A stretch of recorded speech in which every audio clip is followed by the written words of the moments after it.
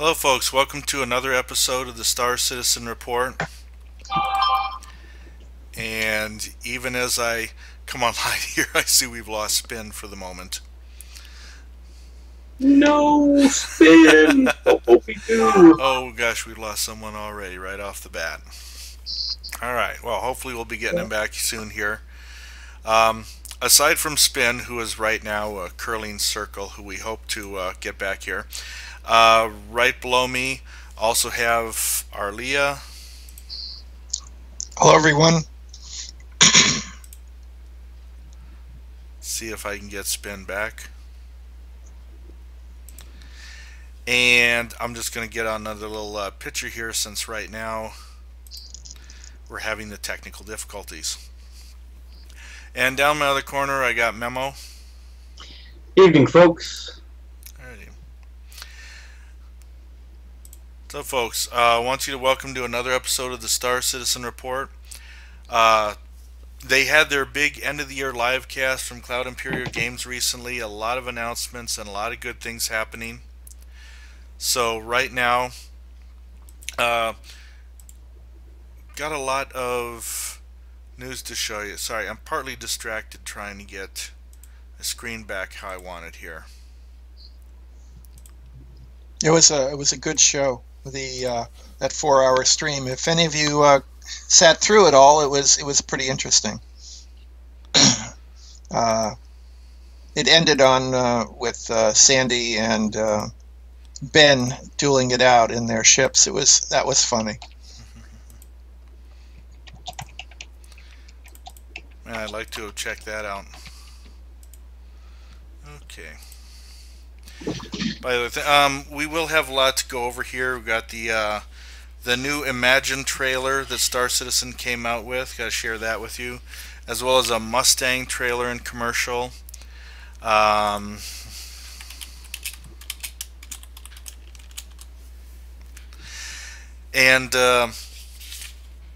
more news from the live show. Now we've got Arena Commander 1.0 out, and a lot of changes with that. Yeah, like that awesome complete download if the first download fails. That was something new. I think Spin mentioned he had an 11-hour download. Mine was something around 8 or 9. Wow. Yeah. We knew there'd be some bugs. They said, well, we knew, and they said that there'll be some bugs, but we're going to release it to you, so you got to play with the holiday. And yeah, they'll come back from the holiday, and their staff will be like, oh, our email's full. Got to get to work on these. Well, one of the little bugs that was easy to fix was when you pull up your Star Citizen to start the game. The English, if you had English or French, always set at English, it defaulted to nothing, so that when you got into the game, you couldn't read any of the buttons or anything else like that. If you were having that problem, just go over, pull up your Star Citizen, and go to. Why is it not coming up? I mean, you read what's on the buttons and stuff. I didn't even know there were words there. Yeah, go over to language under settings, which is the little gear, and just make sure that under language it's set to English, and that'll take care of it.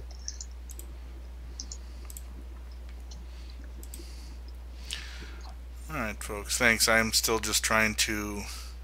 Yeah, in fact, your windows are. It's a nice slideshow, though. Pretty pictures. Well, go through the slideshow, and we could talk about this, and we could go through it. They know what we look like. Okay. Well, yeah, I was just hoping to get Spin back, and of course, ever since I lost him behind the scenes here, the windows are all bad. So yeah, we'll see what we end up. We'll see what we end up getting. You know, while we're doing that, I'm just gonna kind of run the first video we got for you. Star Citizen came out with this new trailer, Imagine. What do you guys think about it? Wonderful. It's pretty cool. Like I made a collection of all the other videos and kind of did a nice little mashup. I enjoyed it. I mean, I like anything that comes out of here as far as them, showing off the ships and the different things they're doing. I'd still, I'm still ready to get in and poke around on my own, though, to be honest. Hey guys, can you guys hear me? Yeah. I can hear you, yeah. Perfect. I'll jump in a little bit, even though you don't have my video back yet. What I was really impressed with was that the Imagine trailer started out as a fan-made trailer, and then he worked with CIG to create the trailer that they were after to expand what he originally worked on. And most impressive is the fact that on Reddit, the only comments are about, hey, how'd that work with the music? And everyone was impressed with it. That was the downside, was people going, oh, I wasn't sure how you mixed that music in or if you did it exactly perfect. And it was still positive comments. And that's always good. When the worst thing Reddit picks up is how was the music mix, you've done a good job. Gosh. Yeah. I liked some of the things that CIG had added. Like one of them was the escape module popping out, and a few other things. You had to catch them. That was really cool. All right. Sorry. So I'm going to go into that right now. I still don't have the Windows situation revolved, so we're just going to avoid it. Geek Barista, we know that's you, Dash. Hey, there's Thamin's face. And I think he got the top of my head. All right. Well, we're going to quiet ourselves for a moment here, and I am just going to go into that Imagine trailer because that thing is too good. Got to share it here. Enjoy. Yay, videos.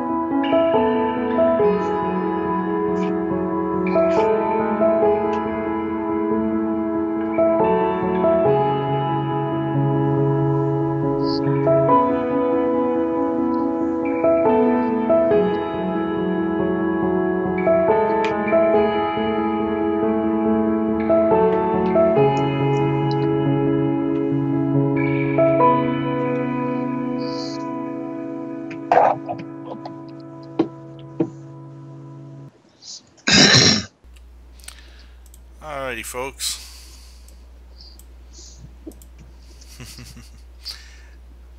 Well, I'm definitely going to have to do some fixing here. What one thing that I looked at the end of that the Imagine trailer was the guy walking to the constellation, and I keep thinking, is that the constellation that landed on the planet, and those guys all got out and walked out, and the other people clubbed him to death, and now he's stealing their ship?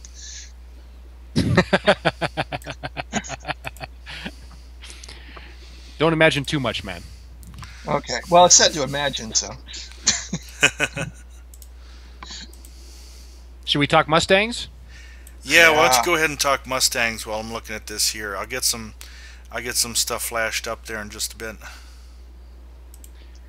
Well, one of the big things that stood out to everyone, I think, on the Mustang commercial was not only the ships, they look good. They look probably a little bit better than I expected, but was the animations and the facial features.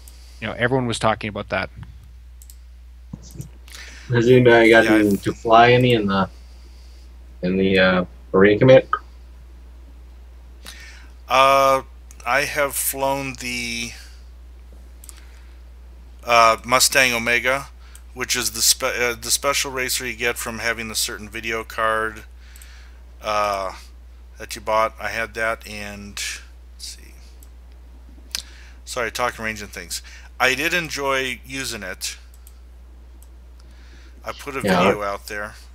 Arleeya hasn't been. Have you been back into Arena Commander lately, Arleeya? Or are you still in the hangar?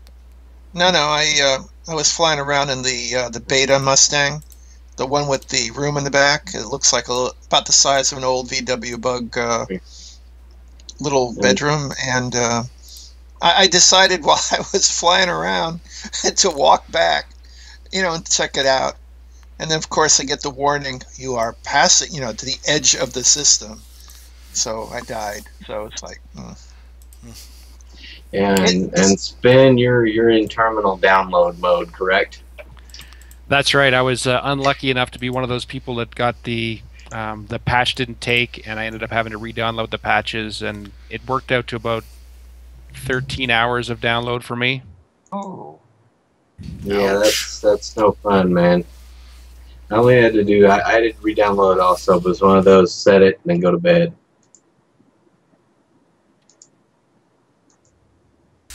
Okay, and I'm showing some of they had a few glory pictures of the variants they got out there.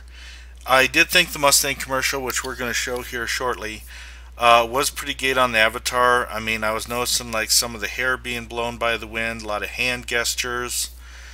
And it did surprise me, the 4 types, because it confused me at first, knowing that I have an Omega and that's the racer, but the Gamma was the racer. So yes, it took a little bit before I realized there are 2 racers. They got different paint job, whether they handle differently, I don't know. They kind of look identical when you're looking at the ship specs right now. I would think that the AMD version and the was it the Gamma? Yep. For the racer. The only difference is the color and the fact it's AMD. That's the reason why they put the second racer in there for people who did not have the AMD card. Yeah, and the only thing they mentioned differently was that the Omega, and again, whether this is a real effect in game or just part of the description, that the Omega has a faster intake for recycling the boost system. But again, that's a great in-game company description for it. Doesn't necessarily mean that it handles any differently outside. If there is a difference, then I am 99% sure that it'll be something that a Gamma user could buy a component to upgrade to that. That's just the way RSI's been doing stuff. Oh, I agree. They've been giving us that. And I've been showing the variations here. We do have the Alpha is the starter with ultralight alloys and optional cargo container. The Beta is their Explorer version with its long duration flights, jump engine, and living quarters. You were talking about those earlier? Living quarters? Well, it's a big controversy on the forums about logging out and being able to log out in space only in those ships that you have living quarters in, and whether we're going to end up there or not. I'm not sure where the final decision is going to be made, but it is a consideration, especially when we talk about The last time when we did the poll on what would be the next starter ship, there were some people who were really keen on getting a new starter ship that was going to be an Explorer, and then suddenly this variant appears in the Mustang that is going to be an Explorer to cover that angle. However, Musashi's Reliant can possibly do that too, since they do more like the Freelancer for exploration. Yeah, but they're talking about the available starter ships. So far, you got the Mustang and the Aurora.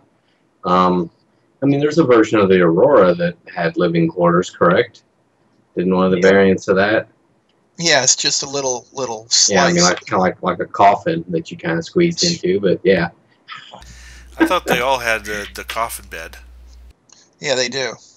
The problem with the Aurora is, I mean, if you look at Aurora and you look at the Beta Mustang and you walk into that room, it's like, oh my goodness, I could stand up, I could actually think. In the Aurora, it's like, oh, I'm stuck in here. Or it's like, you want the family station wagon or this fancy, impractical sports car. Well, I think it's sort of like, you know, 3 concentric circles where there's a slight overlap between them, where the Aurora's got its niche and it bleeds over a little bit into what the Mustang has, which is going to bleed over into the next starter ship a little bit. So I don't have a big problem with it. Yeah. Okay. And yeah, I can tell you because I've got the Mustang Omega Racer, and I've taken that out. It's like, I know some of them, it seemed like the work in progress would show you a little room in the back of the Mustang there, and we're just not, we don't have it with the Racer. I can tell you, I climb right in the cockpit, and that's all I see right there. Yep. Let's see. I was going to check one thing, but I think I was going to go ahead and bring us over to that Mustang commercial. Oh, you know what? I didn't really mention, there's also the Delta is the fighter. I think I kind of stopped short of saying that. And that definitely did have more guns on it than I would have thought for this starter ship. And that is the limited time, available only through December 29th. So. And it also has a frame with less signature. Yep. Which is one of the new things about Arena Commander. Signature is going to matter now. Yeah, so if you want that Delta. Did you say that the Delta ended? Because I had heard that they extended the Delta sale till January 5th. It's on their front page. Okay. I would trust their front page. That was the last info I had, was December 29th. No, I was looking at the Delta, and now they bumped it back to January 5th.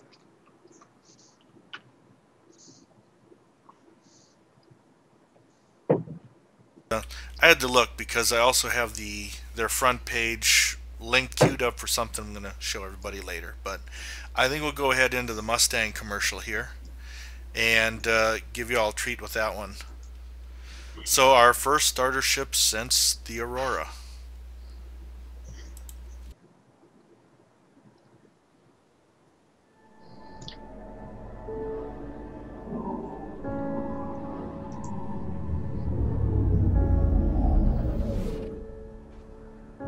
We are drawn towards the familiar. It is safe, reliable, but it can shackle us to the ordinary when in our souls we long to strike out to become something new. We started with a simple mantra. Dare to dream. Dare to challenge the expectations of what's come before. To embrace the unique, to put everything on the line. Only when we risk everything can we discover something truly special and redefine what it means to travel the stars. To explore the farthest reaches.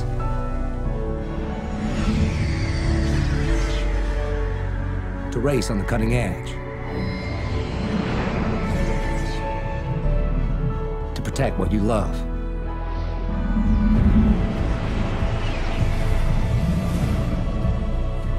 Say goodbye to the familiar. And welcome the brand new Mustang, where risk meets reward.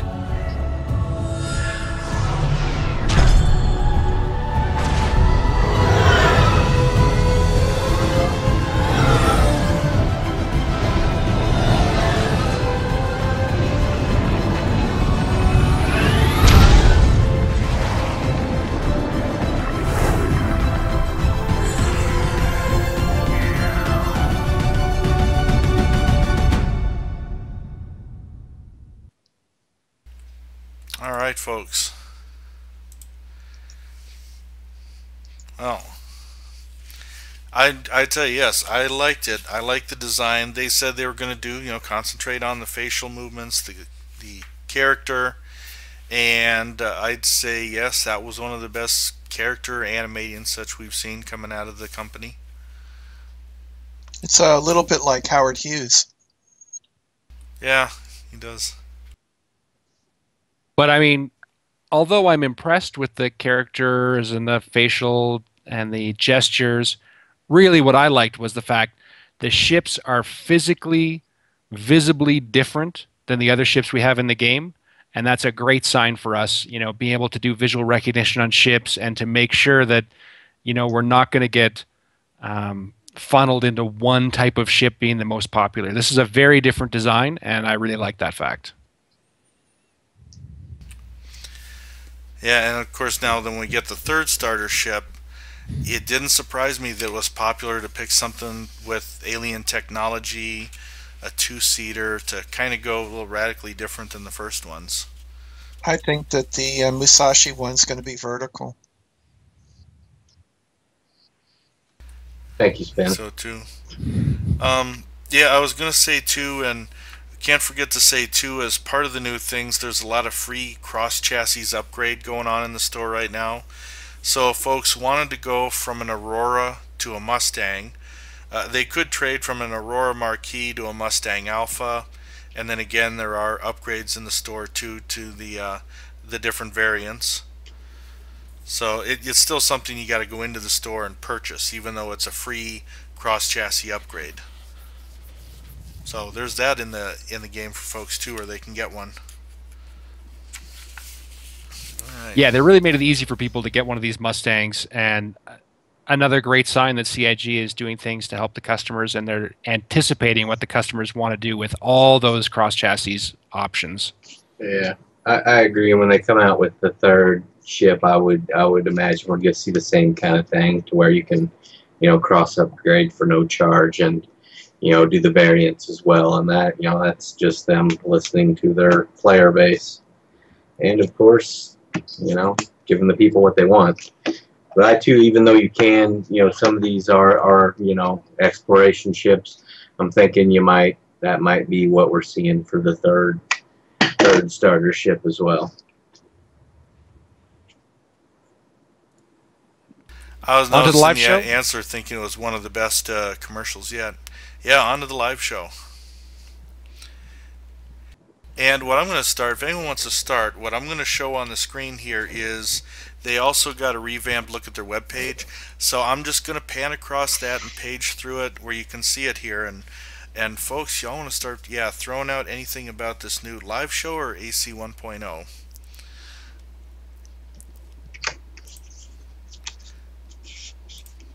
Well, what's interesting is during the live show, I was talking with Lucci, and he's from Norway, and he said, well, I can't get the website. I says, what's the matter? He says, it looks like it's changed. And it just, boom, right during the live show, and it was that live presentation, everything was just there. And they're going to continue that throughout the entire, the format of the website, and going into the forums and other things. Yeah, I did get lost at first because when you go down the main page here, it starts with like the few latest stories, the trailer we just went over, the Mustangs, and a lot more video footage space on that front page than they had once used. You go down, there's a few buttons to hook into different things, community powered, living, breathing universe. And then way down here was kind of a latest transmissions thing, and I was like, wow, I had to scroll all the way down there. But it's linked through the top too. There's a comlink button up here. You go to that, and then you can see it by transmissions. I can go to all, and that kind of brings us back to the way the news page used to work, where we can kind of scan down and see all the latest news that came out. Oh, another thing, I guess I'm going to throw that out while I'm here. I'm going to click on My RSI. There's a contact list here now that's part of the new setup. So you can you can have your contacts listed here as far as the people. Of course, I have a lot of great guildmates listed right there on my contact list. And once you've made them your contacts here on the website, you can go into Arena Commander and go into there. You know, there's a lobby system which you can access, and you can try to hook up with folks in Arena Commander for stuff. I think we're going to try it tomorrow night. A bunch of Grievance folks getting together. Going to do some live broadcasting at 9 o'clock on this same Twitch channel, and get some more dueling in or some racing. Sky was just asking if the servers are down. They weren't down earlier, but I haven't checked in the last couple of hours. They were not down a half an hour ago, so I was in a half hour ago. And there has been a lot of issues with them staying up with the new changes. Let's see. There are new ships in the Arena Commander engine. As far as like the Mustang variants, the Aurora variants, and even the Hornet variants. I was able to finally get my Super Hornet flying, and I was enjoying that. As well as the Mustang. I've got a video over on Grievance's YouTube channel too, where show me trying successfully to make it look like I'm an awesome racer. I might have fell a little short of that, but I don't believe it. It's lies. How did you find the Mustang Omega compared to the M50 or the 350R as far as flying? I think the M50 is a little more twitchy, responsive. I overcorrect worse with the M50 than I do with the Mustang. So far my initial was that the M50 still feels faster and more agile, but like I say, there was a big crash compilation of the M50 because it's so easy to overcorrect in that thing too, so it might not quite be mine. So, now the M50 is only about what 10 whatever mile per hour, 10 units faster than the Mustang Racer. Did you say mile per hour? Mile per hour? Whatever it is, yeah. 10 faster, 10 what faster, I don't know. I think it's meters per second. Oh, okay. Meters per second, man. Memo, we have a chance to beat him. He's in miles per hour. We'll be in meters. I know, right? I was just thinking. So what about Mustang and Hornet as far as flying wise? I know you didn't get the Mustang into combat, but what did you think about flying wise between the Hornet and the Mustang? I didn't fly the Hornet around much. I got it in the engine just to play around with the guns because it's definitely a lot more guns going off than I'm used to with the trainer, and I was liking it. And I was trying to get used to the new controls, trying to assign guns to their different weapon points, and I just didn't have enough time to fully work that out. I also actually I tried to self-destruct it, and I wasn't having success with that, so I don't know if it's not working or I'm just not hitting the buttons right. Yeah. Oh, they're going to fix that. That's one thing they're definitely going to fix. What I liked about the Mustang is you have that big open cockpit. It's almost just like you're just, riding a rocket kind of thing. It is. There's a lot of visibility with that thing. That thing is pretty nice with the racing. Now, to think that would keep me out of trouble with some of my crashes, no. But, but I tried. Let me kind of show you then. We also have different interfaces now as well. And I'm going to show a bit of that racing video I did, and it's muted here because the only thing, the main thing I'm trying to show is, as I start talking about in here, I turn my helmet around, and you can see now there are two different HUDs. Part of it's moving with my helmet, part of it's staying fixed forward. Because now there is a CVI, a combat visor interface, and that's some critical info that's going to stay on your helmet.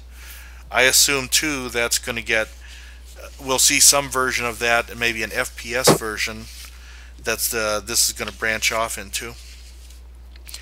There is also the fixed heads-up display as far as in the ship, and you notice as I'm turning my head in the video, part of that display is staying in the front, as well as the little interchangeable status displays. That's some of the smaller ones, kind of peripherally on the ship, where it monitors the power of your ship, just kind of secondary info. Yeah, that brings up an interesting topic too, head tracking software. I know this has been going around the forums lately, but I mean, just think about the implications, you know, game mechanics like this have for head tracking software, where you can be looking one way and fighting in another direction just by turning your head with like an Oculus, or, you know, even a device that just simply tracks your head movements. And I froze the video right here for a moment because I already found my first bug with the Mustang. Is while I had this external look and I was looking around the Mustang, I noticed that the vehicle heads-up display was outside the cockpit window. So one more bug for them to fix up when they come back from their holiday vacation. Oculus would be good with this. The Oculus Rift or VR headset. Yep. Yeah, I think that's gonna be. I can't wait to see how that develops. I mean, it's a lot of new stuff for us to get used to, and yet it's a lot of cool stuff to implement in the game. And the fact that they can separate a helmet display from the ship display just kind of says nice, because I was thinking of, yes, down the line, the first-person shooter, planet side, how they might modify any of that stuff. I mean, some of that you might not have up unless, say, you're looking at your Moby Glass or something.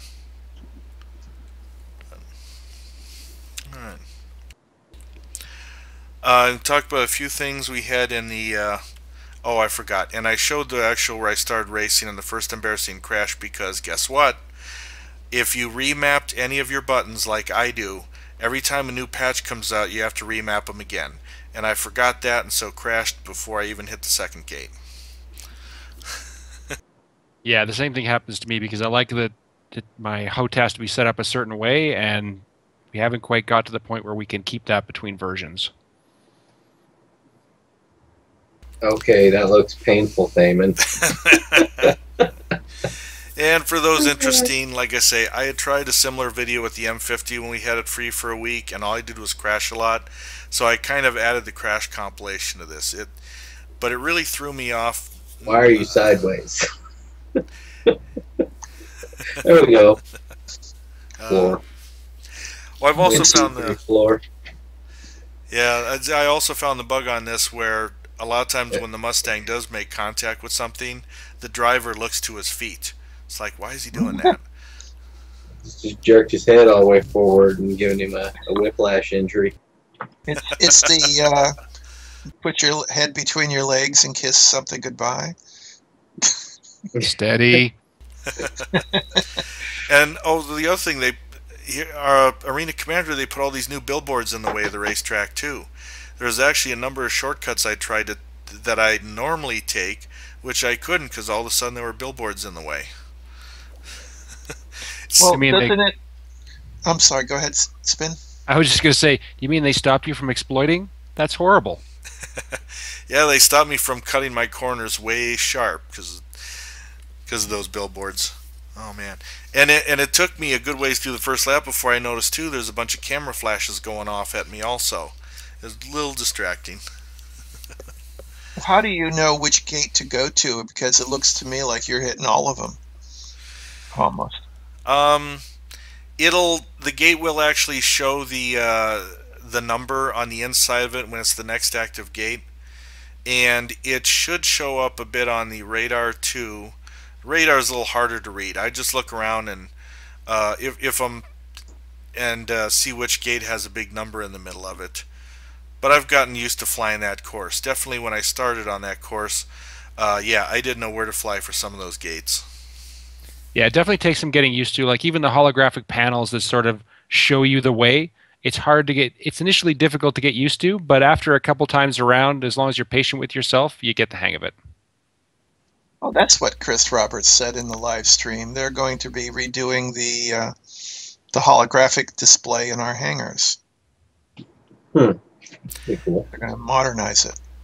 Yeah, they said that's good. So I'm interested to see what it was because even the version that it is now was handy, nice, and not expected. But yeah, it'll be interesting to see how they improve it.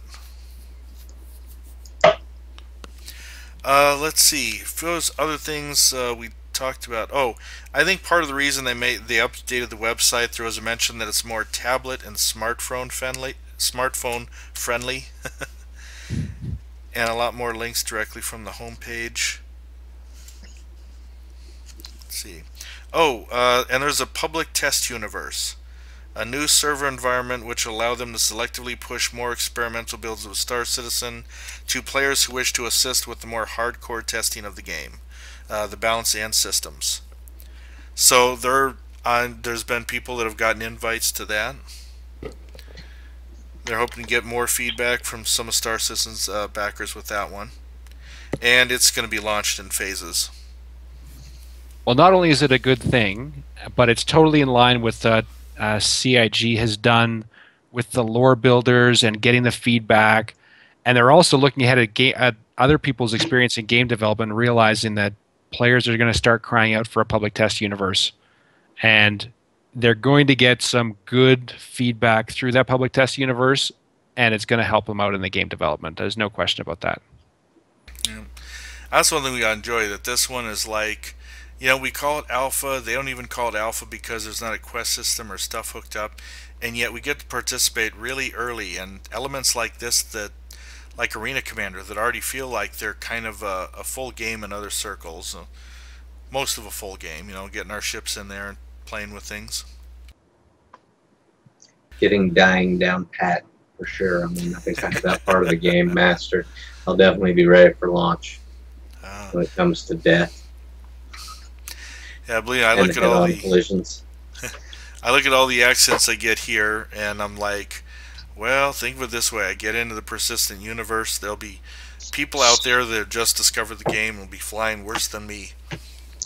Well, in the persistent universe, you're not going to be the course is not going to be as forgiving as the Arena Commander. When you hit one of these things, you're going to lose your ship. Yeah, it's one of the things I'm concerned about, where I would like to race a little bit, and yet you already look at the number of times which I've had a really hard crash already. It's like, boy, I don't want to waste all my characters' lives on one race course. Well, they're going to have some kind of simulation to where you can go in and fight and race, and it won't be you doing any damage to your ship. It'll be simulation. But yeah, risk for real. There should be risks and reward there. I mean, if you're going to run these races for prize money and stuff like that, you should have to take the risk of losing your ship. Yeah. Well, from what I understand, the Murray's Cup is not just like this one race course. It's a multitude of several varieties of courses that are quite unique, especially the one through the gas giant or near that one. Oh man, that'll be interesting. Yeah, they need to change them up on the fly so they're not always the same. That would make it interesting. So every course is different. Maybe they change you're flying through them. What I would like to do is I'd like to fly the ship, and you see the cafeteria and you see all the people looking, and you just kind of turn towards them and just kind of fly into them. Watch them scatter. I'm embarrassed to watch all the times get killed here, but you're doing good. Yeah, you are doing good. You're flying straight now. And there's no weapons in this. That sounds like a giant missed opportunity right there. Well, who knows? That's the next thing. There might be some dangerous races in the persistent universe that weapons are allowed. I can totally see that happening. Speaking of weapons, new weapons and missiles in the store too. So now, with the fact that they have the signature system, your ship is giving off heat. It has a silhouette and all that. Now they can finally work on these different systems where, sorry, I was in the middle of like trying to click one thing and another. New weapons and missiles. Okay, so let's say like the Sucker Punch distortion cannon drains energy from a ship rather than damage it. And Like if Yeah, I but go you have to through, be close, right? You have to be close to that. well, I haven't tested it out yet. Mm. But I There's can going to be see it's limitations on all those weapons. There's not going to be one weapon that's going to be the killer for everything. You know, there's going to be like the sucker punch will have limitations either on how much power it requires or what the range is, and your dumbfire missiles are going to have the, you know, the most potent warheads but be the least accurate. You know, so I think they're just going to take time to balance all those out. But we're at that starting place where there are those basic limitations. Yeah. In the channel, we had someone ask about the PTU. No, it's not a subscriber benefit.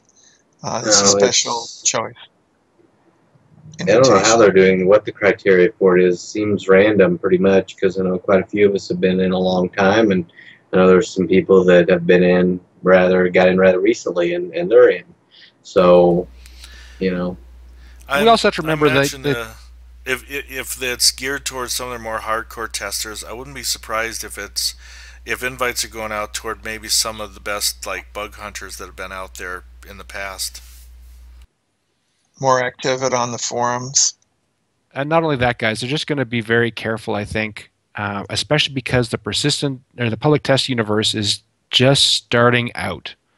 And they went on They got it going. They went on Christmas vacation. I'm sure that after that, they're going to be hand selecting the people that want to come in. Some of the popular streamers, some of the news outlets, and some of the people, like you said, who have been very good at hunting down bugs and making reports. And then after they get it up and running and they test it out and they see how it's working, then they'll expand the invitations, just like they have with everything else so far. Okay, I'd like to also point out on the Grievance channel here in a few minutes, we are giving away an Aurora MR starter package soon. And you can click that follow button to earn some of our points as like our chat channel points to instantly be a part of the raffle. But so if folks are interested, that's why later on for the folks watching this on YouTube, you got to catch the live show. Chance to win stuff and be a part of the live audience here. Just want to address Nick's comment there. He said for him personally, he doesn't care about the racing FPS and planet side. He just wants a persistent universe with 2 starter solar systems, 7 to 8 planets, some moons, asteroids. They can mine, trade, fight, and everything else till the rest of the game is finished.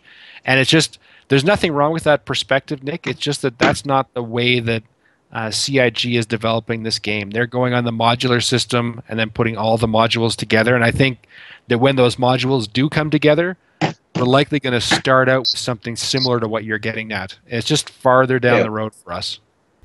I have a comment on that. Also, why I agree with him to some extent. You got to remember to make this a well-rounded game. The people that are going to come in for this section, that section, we're all going to meet in the middle somewhere in the other section. So, having these different things and bringing them together is going to give us a well-rounded game. And while I'm not overly concerned with the racing and stuff like that, I am interested in seeing the FPS come in. But yeah, I would like to see a persistent universe up where we could go plunk around in. I'm for that. But I mean, it's about making a well-rounded game to where we're going to bring in all different types of people, and a lot of us are going to meet in the middle in a lot of these other modules. Well, what about the exploration part? That's going to be important to do as well.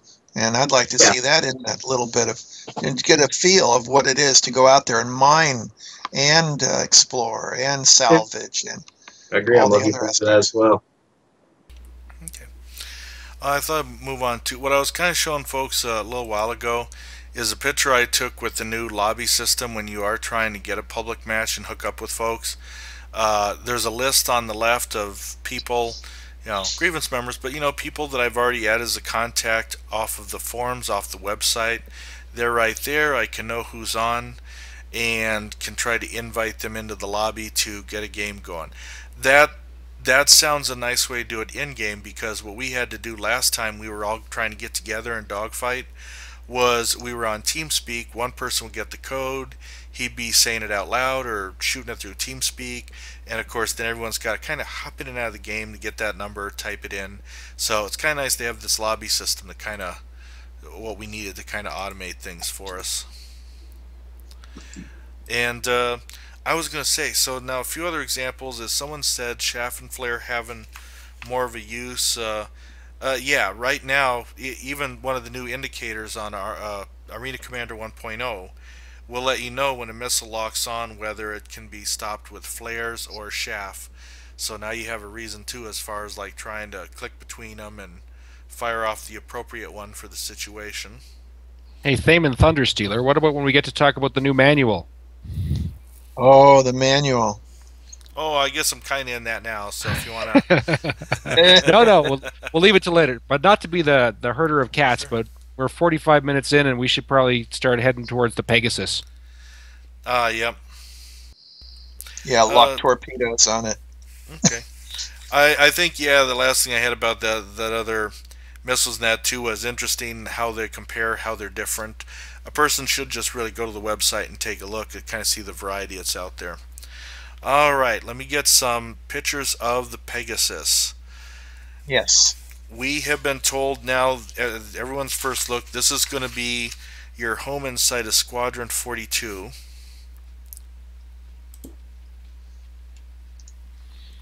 All right, got pictures, and yes, this is a big ship. I mean, I wish I could have a Bengal carrier sitting side by side so we could really kind of try to appreciate like just the size difference between those two, what we're looking at. But this is still something pretty sizable and awesome. And the Pegasus was formerly the Panther. That's what was discussed in the past. Carries 30 fighters. It's an escort carrier.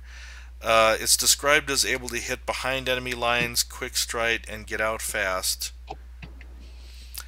And when they did mention we'd spend most of Squadron 42 here, I think for me that's kind of welcome news, because so far we only saw an Idris that had the 42 on it, and that's only got 3 ships. When they talk about talking with your squad mates and that after a mission, and Idris doesn't necessarily carry that many pilots when you kind of think of it. So it was nice to see a bigger ship of some size in that. And that what we are going to be looking at is being a part of in Squadron 42. I've also noticed when we try to look at this thing, it seems like the bridge is offset on the left side of the ship, and there's a large hangar off the starboard side.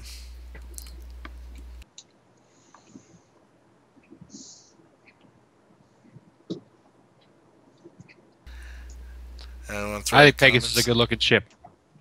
I also would like to know how many reclaimers it would take to box that thing up and take it home. A lot. What was it? We could just work at it slowly with the team of us. We could get it in a couple hours or so. What was it for the Bengal carrier? What did they say for the Bengal carrier? There was a number? Oh, if they did, it's been so long ago, I forgot. Well, yeah, this holds 30 fighters, and the Bengal carrier, we don't know how many fighters and bombers it holds, but it's over a kilometer long, and the Pegasus is probably half that because it's an escort, and it's designed to go right into the action. Yeah, I was thinking this one was smaller, but that's why I wish I had the Bengal next to it to compare. I'm curious. Well, I would think that the destroyer, what was the destroyer? I think maybe Javelin? 2. Yeah, the Javelin, I think, was it maybe 2.5 Javelins long? And maybe half the size of a Bengal? That would make sense. Very cool. But it's a much better looking ship. I think that what they're designing, like the Mustang and this new Pegasus, Manchester Squadron 42, they're coming up with some really good looking things. Yeah, I'm very happy it's not just a mini Bengal carrier. Yeah. I hope they change the Bengal a little bit. I don't mind the Bengal. I just want to make sure that the carriers are distinctive and we have the different looks to different ships. Oh, I just realized one of the shots from the front of the ship that was pointed at where the starboard hangar leaves, there is actually a guy standing inside the door, right at the door. So it does give you that bit of perspective anyways. That's funny. The guy's so small, yes, I only just noticed him. Nice. Now, can you imagine if you're... It'll come up, I bet you. If a ship this size was out there and somebody starts saying, all right, we're going to plan a guild raid on that thing. I think that they're going to have a bit of a problem. Because it's not going to be alone. Yeah. I mean, just the fact that it can carry 30 fighters, and they're not necessarily fighters, 30 craft, which could include all sorts of mix of other things. Not to mention that it has some weapons on there to go up against other capital ships. And smaller ones. That's okay. Long ago, there was a textbook approach to that. You just get a bunch of little starfighters with a little, either the force or an aiming camera, and you fly up to one of the exhaust ports and shoot a missile in there. Don't need big ships at all. That's what all Nice. those 10,000 Auroras are for. Well, with our Star Citizen population, as of yesterday, reaching over 702,000 plus members, I think that we could probably find a few people who would really want to join up and see what they could do to one of these things. Yep. And I'm probably a bad influence. I said right away I finally get to fly my Super Hornet, and I automatically try out the self-destruct system they just put in. Here we're looking at this ship thinking, awesome, we love it, great, we got to take this thing on. Yeah. Mm-hmm. Yeah, just don't get up close and then push the button and go, hey, I finally figured out how to self-destruct. I wonder what the color is going to be on this. Think it'll be so it blends into space or what? Because I believe this Pegasus is going to be more of a persistent ship. It's not going to be something that's going to be docking all the time at a station. No, that's interesting. Yeah, we could see a lot of, who knows, dark gray colors or something.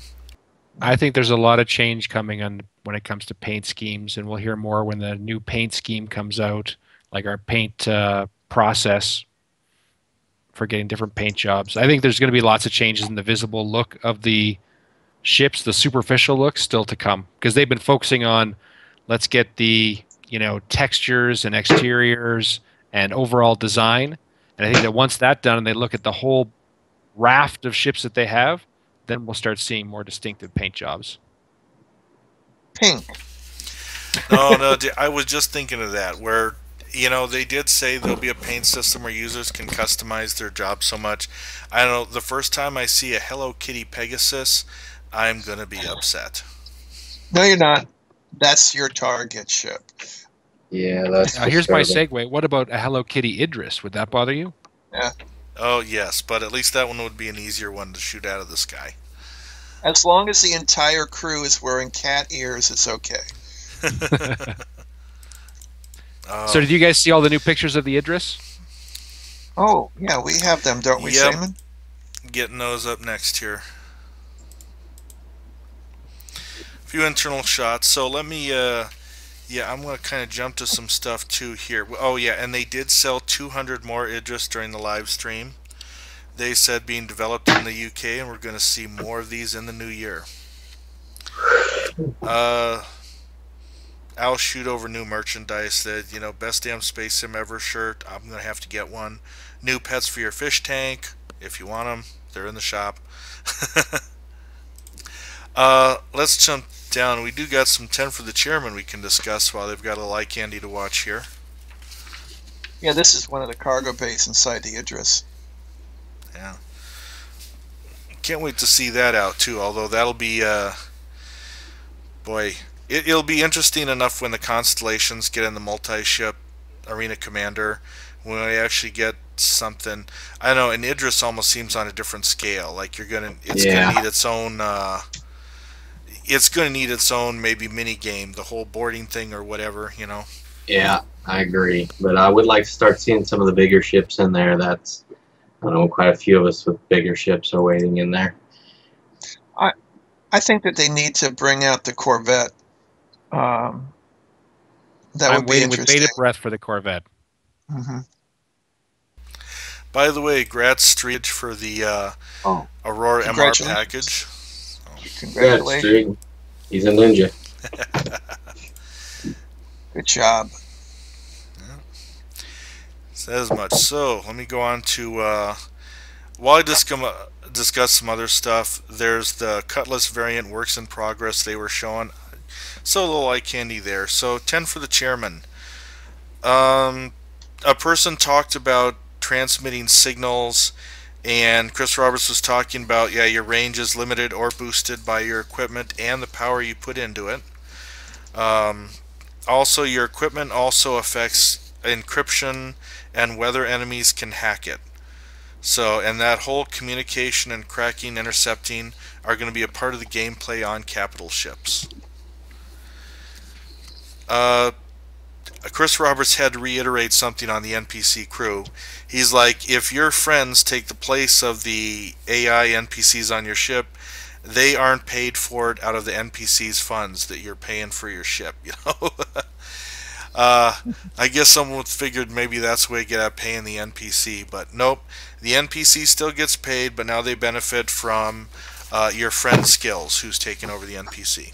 That sounds pretty cool. So if you have someone that's particularly good at a certain job, you get them in there and they can actually level your NPCs up for you. Yeah, Well, I what think it we is, still you have- benefit. You benefit from the friends that from the skills that your friends have when they jump in and take the NPC's place. Nothing else really changes. Hmm. Yeah, You still have that's to very pay cool, the though. NPCs ahead of time. Yeah, there's no more. They don't bring their gear with them. They don't bring their character with them. They don't bring their ships with them. They just pop into that NPC's head and they can make that NPC fight a little bit better. Matrix. Yep, and let's see. Siberian Tiger asked about citizenship and social status, and they said yes, citizenship will affect your social status and how it affects to certain groups, but it may be a liability too, such as, you know, for those who want to go the pirate side of things. You will also have organizational relationships, and we're also talking NPC organizations, and different influence among other factions. So it sounds like there's quite a complex system to that too, as far as your social status and people remembering you for your deeds, either good way or bad way, depending who they are. Well, what your reputation will eventually affect will be the organization that you're with. Yep, and that's an important thing for organizations too, because they could have, you know, they could end up having a player base that might be pushing their alignment, so to speak, in a way that they might not like. We'll kind of see. They mentioned as far as how you find a jump point. They said you would have to switch frequencies to try to hone in on it. If it has not been discovered before, you'll have to fly through it to map it. But and he kind of compared it to the surfing through a breaking wave, to kind of navigate in a tunnel that way. And once you've gone through, it's in your computer. And some nav computers are going to be better at that than others. I do know some people. Someone was asking as far as if you could go back through it and maybe map it better. Didn't really have an answer on that, or not really a good answer. But yes, you just fly through it the first time and it's mapped, and then you can just let the computer bring you back. Well, he was also saying that that's probably a good idea later on to allow for somebody to go through it again and get a faster route through it. The other thing I was thinking about when he mentioned that surfing was Farscape, the Australian show where the astronaut was flying his little module through that tunnel, that wormhole. I wonder if that's what it's going to be like. All right. And I'd be interested to see it. I did see there was a game way back based off the movie Aliens, and one segment of the game was you were going into the atmosphere, and there was like rings you were flying through, digital rings that were in the clouds, and you had to keep your ship in the middle of those rings to come down and successfully. Probably something like that. Yeah, in the pipe 5x5. Yeah. All right, and then let's see, a few last things. Under current game mechanics, to transport a ship, you either need a ship big enough to carry the full ship or hire NPCs to fly it to your destination. They currently do not have an approach where you simply break it down into parts and ship it. So there may be jobs also along those lines for PCs and NPCs that flying ships to new destinations. Yeah, but we can help out with that. We shoot them, they turn into parts. You bring out your salvage ship. Yeah, now that we got Memo with that salvage ship, you know, follow me, Memo. Yep. I I'm found in some. here. If your ship's disabled, I'm there to help. I'll pack it up into a nice little neat package and reel it back in for you. A square, right, Memo? A square. And folks, to close, I think the last thing Chris Roberts did say, they may have longer range weapons or smart weapons, but when the large 64-bit world is in, then long range scanners might come into play as long as longer range weapons. I think they were figuring more on like capital ships for that one. Alright. So that's an exciting patch. It's an exciting bunch of info that they've given us to show everyone today. Last comments? We will be back. Go ahead. Come join us tomorrow night at 9 CST for we're going to stream some Arena Commander gameplay. We're going to be back January 10th. Everybody have a happy new year, a safe one. And for all of you that came into the channel, thank you very much for watching our show. Yep. Thank you all. Thanks, everybody. We'll see Payment, you are we all saving the manual for next week? Or for next show? Oh, well, I thought we kind of covered things unless there was something I didn't cover. Anything you want to share, yeah. Or if you want to hold off. I thought I covered some of it, but I didn't go... I guess I'll I don't just know do what a I quick missed. Sure. 10,000 foot overview of the changes that were made. And the first one is the lobby. So there is actually a lobby like Thamin mentioned, and the contacts, and Thamin was nice enough to show us how to do it. It isn't as intuitive as we might like, and you have to fool around a little bit. But there's the manual has some pictures of exactly how to do it, and it's once you click through it, it works pretty well. Now, signature and countermeasures. There was a couple of interesting things on the signature and countermeasures, and that you can actually see the signature of your targets, which is pretty awesome. And it'll tell you, and it gives you a scale for how much the electromagnetic, IR, and cross-section signatures are. And then also at the bottom of your HUD, you can see your own. So you can know how much signature you're putting out. And I haven't seen in-game if it gives you an ambient yet, but the ambient's going to be important to see how high your signature is above that ambient, and therefore how easy it's going to be for missiles to lock onto you. And the countermeasures display shows you how many you have left of each countermeasures. It's pretty simple, but we definitely needed it. Then there's also new self-destruct and camera. I won't talk too much about that because we have so many camera modes now that it's kind of incredible. I can't keep track of them all when I'm flying.